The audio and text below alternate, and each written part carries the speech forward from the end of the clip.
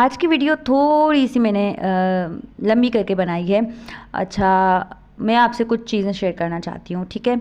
और चीज़ें जो मैं शेयर करना चाहती हूँ, जो वक्त मैं आपसे शेयर करना चाहती हूँ वो गुजर चुका है अल्हम्दुलिल्लाह। तो अब मुझे वो शेयर करने में कोई मुझे आड़ नहीं है, कोई शर्मिंदगी नहीं महसूस हो रही, ठीक है। क्योंकि ये वक्त मैंने गुजारा है, ये सब कुछ मैंने सहा है, तो ये शेयर करने में कोई शर्मिंदगी मुझे हरगिज़ भी नहीं है।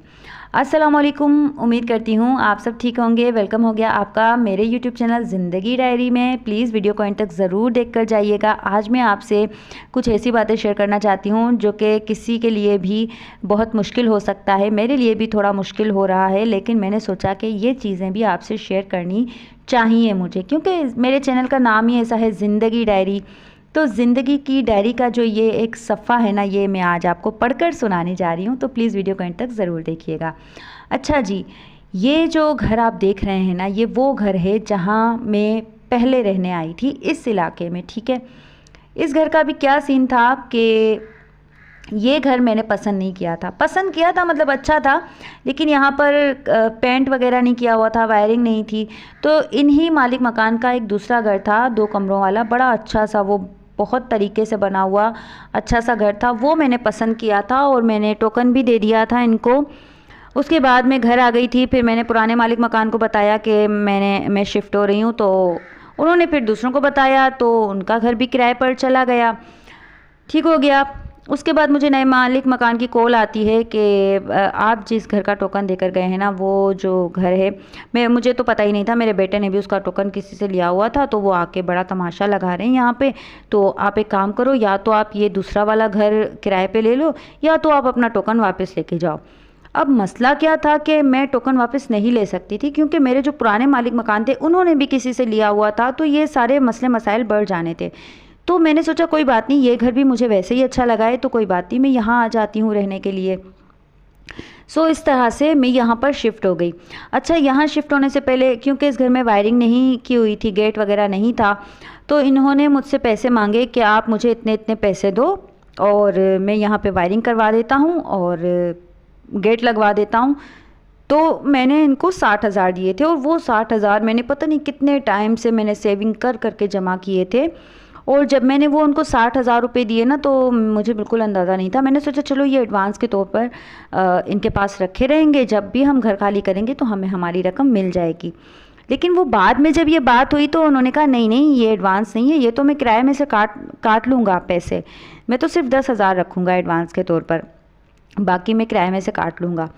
तो मुझे थोड़ा धचका लगा, लेकिन पता नहीं मुझे मेरी अकल को ताला पड़ा हुआ था, मैंने उनको कुछ बोला ही नहीं। मैंने कहा अच्छा चले ठीक है, कोई बात नहीं, मतलब पता नहीं क्या हो गया था। अच्छा, दूसरी चीज़ ये हुई कि इस घर में आने के 1 हफ़्ते के बाद मेरे शौहर ईरान चले गए। उनको किसी ने दिखाए थे बड़े बड़े ख्वाब, ईरान में तो इतना ज़्यादा काम है, लोग जो है 1-1 महीने के 1.5-1.5 लाख कमा रहे हैं, तुम तो इतने अच्छे कारीगर हो, तुम्हें तो और ज़्यादा अच्छा मतलब कि फ़ायदा होगा, अच्छी कमाई होगी तुम्हारी, चलो मेरे साथ, ये है वो है फ़लाना ढिमकाना। अब मेरे शौहर उनकी बातों में आ गए। खैर, मेरे शौहर की भी नीयत तो ज़ाहिर सी बातें साफ़ थी, वो चाहते थे कि हमारी ज़िंदगी कुछ बेहतर हो जाए, और ज़ाहिर सी बात है कि वो यही चाहते थे कि मैं मतलब वो मेरी हर ख्वाहिश पूरी करें और मुझे खुश रखें, मुझे अच्छी ज़िंदगी दें। तो जब उन्होंने मुझे कहा, पहले तो मैंने उन्हें साफ़ मना कर दिया, कोई ज़रूरत नहीं है, मैं चटनी रोटी आपके साथ खाऊंगी, मैं गरीबी में गुजारा करूंगी, बट मैं आपको दूर नहीं जाने दूंगी। लेकिन उन्होंने मुझे बहुत ज़्यादा रिक्वेस्ट की, बहुत ज़्यादा बातें, वो अपनी तरफ से सही सोच रहे थे, तो मैंने कहा चलो मैं इनकी बात रख लेती हूँ। मैंने कहा ठीक है, आप चले जाओ। तो इस घर में शिफ्ट होने के 1 हफ़्ते के बाद वो ईरान चले गए। उसके बाद क्या होता है कि सबसे पहले तो ये जो घर है ना, इससे मुझे नेगेटिव वाइब्स आना शुरू हो गई, जो कि ज़िंदगी में पहले मेरे साथ कभी भी नहीं हुआ था। हालांकि मैं डरती नहीं हूँ, ठीक है, मैं वहमी औरत भी नहीं हूँ, ना मैं डरती हूँ इस तरह की चीज़ों से, लेकिन एक होती है ना कुदरती तौर पर आपको एक फीलिंग हो जाती है कि ये यहाँ पर कुछ नेगेटिव है।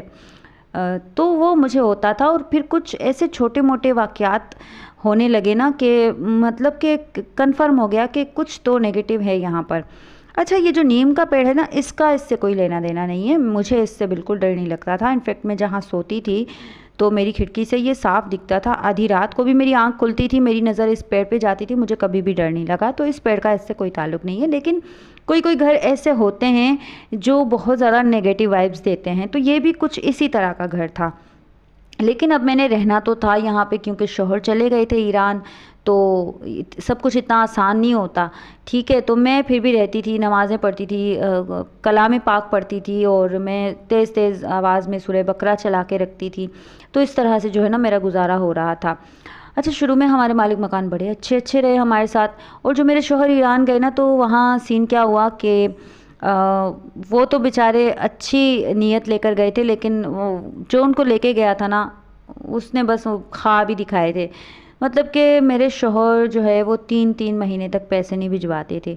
अब आप अंदाज़ा लगाएं कि एक, मतलब मैं अकेली, हाँ मेरा बेटा मेरे साथ रहने आ गया था माशाल्लाह से, जो मेरा भांजा है वो मेरा बेटा ही है।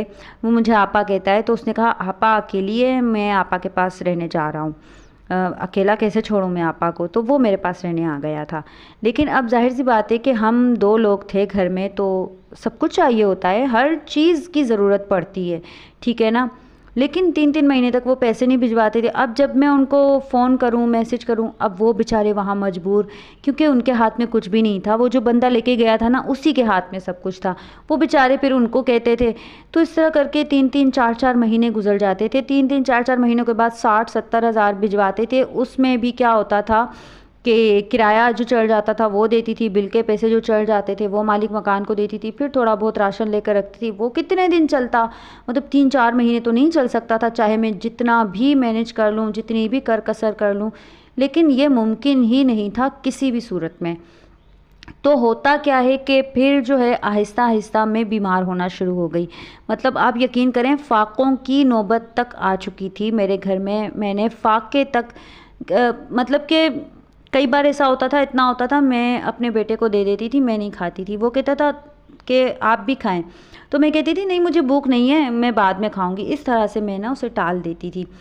तो कई बार ऐसा भी हुआ। अच्छा, फिर जब मेरे मालिक मकान को ये चीज़ें पता चली ना, तो शुरू में कुछ दिन तक उन्होंने हमें ताज़ा खाना वगैरह दिया, ठीक है। उन्होंने कहा परेशान नहीं होना, तुम हमारी बेटी हो, ये है वो है, बिल्कुल परेशान नहीं होना। मुझे बड़ी तसल्ली हुई कि चलो ये तो बड़े अच्छे लोग हैं। लेकिन थोड़े दिनों के बाद फिर इन्होंने क्या किया कि बासी खाना हमें देना शुरू कर दिया। जो उनका खाना बच जाता था, थोड़ा ज़्यादा जो भी, कभी कई बार तो ऐसा भी हुआ कि वो जो प्लेट में देते थे ना जो भी चीज़, तो वो मतलब हमें पता चलता था कि ये यूज़, मतलब कि खाई हुई, जैसे जूठी प्लेट या जूठा खाना कह लेना, इस तरह भी देते थे। वो वक्त जो था ना, वो मैं अल्फाज में आपको नहीं बयान कर सकती, कितना ज़्यादा तकलीफ़ दे वक्त था। मैं आंसुओं से रोती थी, मतलब कि मैं अपने बेटे के सामने भी रोती थी कि या अल्लाह ये कैसा वक्त आ गया मेरे ऊपर, मतलब मेरी ज़िंदगी गुजर गई। हाँ, हमने गरीबी में ज़िंदगी गुजारी, लेकिन ऐसा वक्त तो कभी नहीं आया। ये किस तरह का वक्त आ चुका है, मतलब कि कोई हमें यूँ बासी खाना दे रहा है, झूठा खाना दे रहा है। आप सोचें क्या गुजरती है इंसान के दिल पर, स्पेशली वो इंसान जो मांग कर खाने का आदी ना हो, जिसे मांगना, हाथ फैलाना बिल्कुल भी पसंद ना हो, उस इंसान के दिल पर क्या गुजरेगी। तो मैंने वो वक्त भी गुजारा, और मैं ये सारी चीज़ें अपने शौहर को बताती थी कि ये इस तरह से मैं यहाँ पर जी रही हूँ, और आप जो है आने का नाम नहीं ले रहे, बस वापस आ जाएं, और जो है किसी भी तरह गुजारा कर लेंगे, कम से कम आप मेरे साथ तो हों। आप अंदाज़ा तो लगाएं मैं किस तरह से दिन गुजार रही हूँ। मैं, मतलब कि ये क्या हालत हो गई है मेरी। उसके साथ साथ क्या हुआ, मैं बीमार होना शुरू हो गई। मैं आहिस्ता आहिस्ता आहिस्ता बीमार होना जो शुरू हुई हूँ ना, तो एक ऐसा वक्त आया कि मुझे ना मेरे भाई बहन लेकर हॉस्पिटल भागे हैं। मतलब मैं बिल्कुल निढाल, बिल्कुल मुझे होश नहीं, वो मुझे लेकर हॉस्पिटल भागे हैं, क्योंकि मैं जो है, मैंने उनको कॉल की कि मेरी ऐसी सी हालत हो गई। वो आए, और फिर उसके बाद जो मेरी तबीयत उनको देखकर मतलब थोड़ा सुकून मिला, तो तबीयत और ज़्यादा ख़राब हो गई। फिर वो मुझे हॉस्पिटल लेकर भागे, और वहाँ पर जो है मतलब मैं एडमिट हो गई। डॉक्टर ने टेस्ट वगैरह सारे किए और ट्रीटमेंट की। तो डॉक्टर कहने लगे कि इसके साथ हुआ क्या है, मतलब इसका तो खून ही नहीं है, इसके अंदर तो खून ही नहीं है, छोटे बच्चे के जितना भी खून नहीं है, और इसके प्लेटलेट्स बिल्कुल गिरे हुए हैं। क्या इसका खून कहीं ज़ाया हुआ है? तो ऐसी तो कोई बात नहीं थी, बज़ाहिर तो मुझे कुछ भी नहीं था। बस ऐसे ही तकालीफ रह के मैं बीमार, अजीब, मतलब मेरे पास अल्फाज ही नहीं है, मैं किन लफ्ज़ों में जो है ना वो अपनी जो उस वक्त मेरी सिचुएशन थी ना, मैं किस तरह से आपको समझाऊं, मैं नहीं बता सकती, लेकिन मेरा दिल किया कि ये चीज़ें मैं आपसे शेयर करूं। अच्छा, फिर मैंने अपने शोहर को मुस्तकिल कॉल करना शुरू कर दी। मैं उनको मतलब सारी अपनी चीज़ें बताती थी। वो आगे बताते थे कि भाई मेरी बीवी इतनी ज़्यादा बीमार है, प्लीज़ मुझे जाने दें, मुझे जाने दें। लेकिन वो कहते थे नहीं, हमारा इतना इतना काम पूरा करो, उसके बाद ही तुम्हें जाने देंगे। तो इस तरह करते करते लास्ट जो हमारा रमज़ान गुजरा ना, 25वें रोज़े को फिर मेरे शोहर वापस आए थे। और ये जो आप वीडियो देख रहे हैं ना, ये मेरे शोहर के वापस आने के बाद की है। उन्हीं के लिए मैं ये खाना वगैरह बना रही थी। उनके आने के बाद जो है मैं थोड़ी रिलैक्स हुई थी और थोड़ा अच्छे अच्छे व्लॉग्स बनाने लगी थी। बट फिर मालिक मकान ने तंग करना शुरू कर दिया। मतलब एग्रीमेंट कंप्लीट हो गया, उन्होंने कहना शुरू कर दिया घर खाली करो, घर खाली करो। मतलब मैंने उनको कहा भी, लेकिन वो मेरी कोई बात सुनते ही नहीं थे। और आखिर में तो वो क्या करने लगे कि मैं जो है ना घर पे मतलब हम बैठे होते थे और ये दूसरे किराएदारों को लेकर आते थे हमारा घर दिखाने के लिए। और इतना मतलब अजीब वो लोग हो गए ना कि मैं हैरान कि ये तो बड़े अच्छे बनते थे, अचानक से इनको क्या हो गया, इनको क्या इशू हो गया। यहाँ पर मैंने पपीते का एक पौधा लगाया था जो कि बड़ा पेड़ बन चुका था। मैं ज़रूर आपसे शेयर करूँगी, वो भी किसी व्लॉग में। वो फल देने लगा था और हमने वो फल खाए भी थे। और उसके अलावा मतलब ज़ाहिर सी बात है, शोहर आ गए थे तो फिर मुझे भी थोड़ी हिम्मत मिल गई थी। लेकिन इन लोगों ने मुझे इतना तंग करना शुरू कर दिया कि मतलब एक ऐसा वक्त आया कि मैंने अपने शोहर से कहा चलो कहीं भी घर मिलता है ना हम शिफ्ट हो जाते हैं, बस अब मेरी बस हो गई है। तो फिर जो है ना मेरे शोहर ने किसी से मालूम किया, तो यहाँ ये घर हम देखने के लिए आए।